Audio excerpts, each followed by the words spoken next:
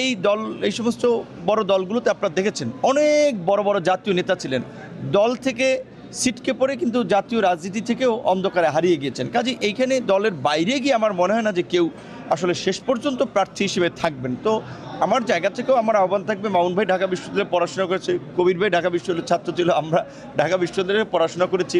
কাজে বড় ভাই হিসেবে আমি তাকে আহ্বান করব যে আসেন একসাথে কাজ করি। যেহেতু আপনারা একটা বড় দল করেন, বিএনপি যদি সরকার গঠন করে দলের নেতাদেরকে মূল্যায়নের অনেক জায়গা আছে, সেই বিবেচনা এখানে বিএনপির মনোনয়ন যদি দলীয় বিবেচনায় দেওয়া হতো তাহলে তো শিপলু খান মনোনয়ন পাওয়ার 1 নম্বর অগ্রাধিকার ছিল, কারণ তার বাবা তো সংগ্রাম থেকে জীবনটাই কিন্তু দিয়ে দিয়েছিল এই দলের জন্য। দেখছেন আপনারা এই ফ্যাসিবাদ বিরোধী আন্দোলনে লড়াই করতে গিয়ে কিন্তু যাওয়ার পথে দুর্বৃত্তদের হামলার শিকার হয়েছেন। কাজেই বড় দলে সবসময় মনোনয়ন আসলে সবাইকে দিতে পারে না, কিন্তু নানানভাবে মূল্যায়নের জায়গা থাকে।